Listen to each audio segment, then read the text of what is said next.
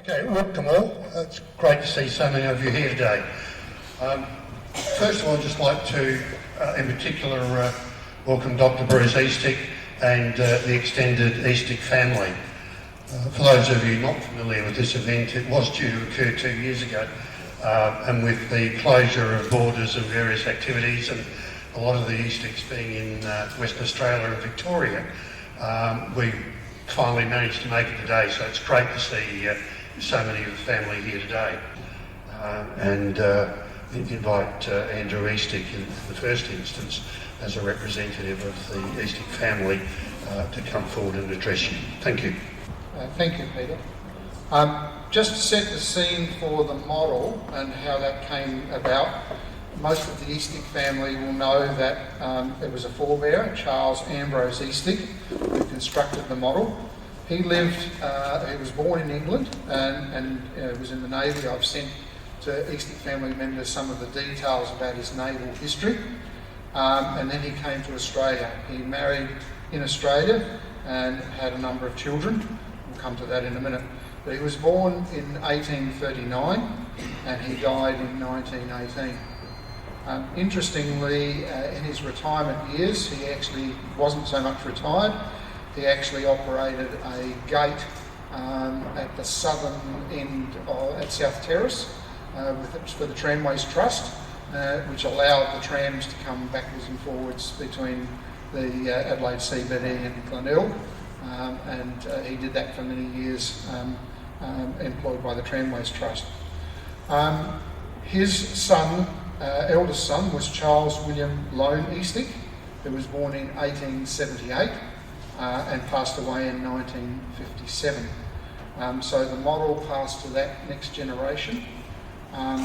And then Charles William Lone Eastick married, had 5 sons, the oldest of which was Thomas Charles Eastick, which is my father's father. Thomas Charles was born in the year 1900 and passed away in 1988. So the model passed from Grandpa Eastick to my dad, and my dad decided a few years ago on his retirement, moving into an aged facility, that it was appropriate, given what had happened with the actual ship, the City of Adelaide, that it was now in South Australia, that it should be loaned on a permanent basis to the City of Adelaide as part of the display. So that's how the ship got here, or the model came here. In terms of the ship itself, some of which Peter has already covered on, but there is a book called The Colonial Clippers, which mentions the clippers that came to Adelaide and to other parts of Australia. And in relation to the City of Adelaide, it says, in the Adelaide trade, the beautiful little composite ships of Devitt and Moore rivalled those of the Orange and Elders. Of these little clippers, the best known passenger ships were the City of Adelaide and the South Australian. The City of Adelaide was launched in 1864 from Pyle's Yard, and her measurements were on the screen when Christopher spoke. She was a very fast little ship with a 65-day run from London to Adelaide to her credit. The South Australian came out in 1868, also from Pyle's Yard, and her measurements are in the book as well. Although not as fast as a ship as the smaller City of Adelaide, the South Australian was a very fine seaboat with very comfortable accommodation for first and second class passengers. She was commanded by Captain David Bruce, who with his 3 sons were very well known in the Adelaide trade. Old David Bruce was one of the good old breed of sea dogs, a sturdy, weather-beaten, a grey-whiskered Scot. He always dressed in black broadcloth, topped by a straw hat and puggaree, whatever that is, someone may know. He possessed a merry wit, also a lame leg, which had been crushed by a runaway cask during a storm. His 3 sons served their time under him, and the commands of the City of Adelaide and the South Australian seem to have been taken in turn by each member of the Bruce family. The South Australian was occasionally seen in Melbourne, but the City of Adelaide was always in the South Australian trade and usually loaded wool at Port Augusta. Both ships were still running in their late 1880s. Okay, thank you for that. I think we should now proceed to the unveiling of the model itself. And Andrew, if you're able perhaps to assist your dad in coming forwards, we'll just lower the flag. And if your dad would like to say a few words, I'll pass the microphone down there. Let's just get the flag down first.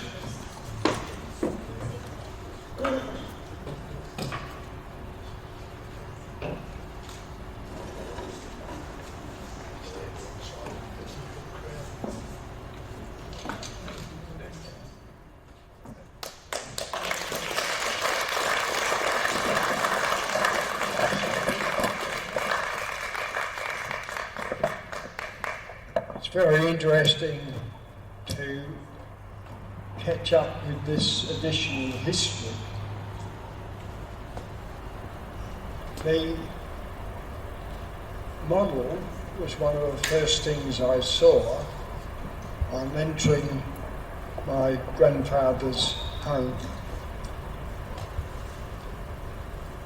It was also very interesting to find out today that my father, who was the oldest of my grandfathers, Charles William Lane Eastick, that married a Miss Bruce. And Miss Bruce was born at Richmond in South Australia on what was known as Bruce Avenue.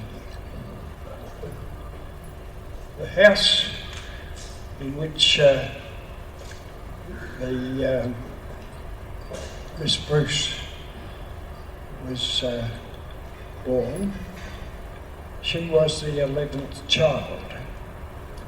This afternoon we're going to spread the ashes of Miss May Bruce, the only one of the Bruce family that didn't marry, whose ashes are going to be sown on Bruce Avenue.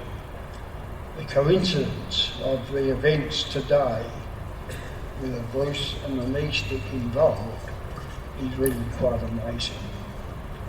It's a lovely model, and I'm very pleased that it's been available for viewing by the people who come here to see the magnificent work which is being undertaken by the group.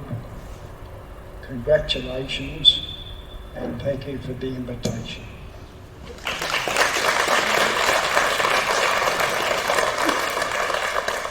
Thank you very much, Bruce. That's greatly appreciated.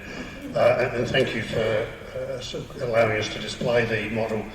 I'd just like to now hand over to Craig O'Connor, the chairman of our group, to respond and to make a presentation to Bruce. Thank you, Peter. Ladies and gentlemen, I'd just like to thank the Eastick family for being here in great numbers today from Victoria and Western Australia and of course South Australia, where Bruce has been very well known to us over many years, and very much visible in the political world, and of course as a noted veterinary surgeon. But thank you very much, Bruce, to you and the family for this very generous contribution and donation. You have followed with interest the progress of the City of Adelaide since pretty well day one, and we appreciate that very much. To give you some memories of it, I'd just like to present you, Bruce, they're a bit heavy for you and me. There's one book, and there are three books that go together that you might find interesting reading on the history of the City of Adelaide Clipper. So thank you very much, and thank you much to the Eastick family. Just want to take one more step, and that is to recognise that there are a lot of younger members of the extended Eastick family here today.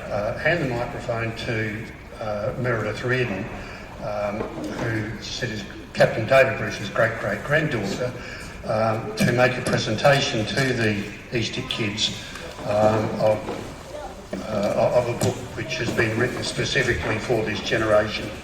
So if you'd just like to gather at the front, and then I'll hand the microphone over to Meredith.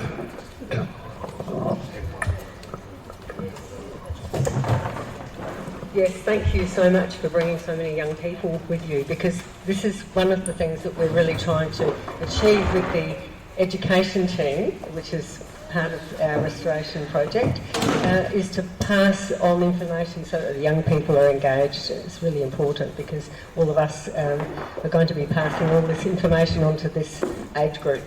So what I'll do is, we have a few books, we have one for everyone, so if I present one to the first person.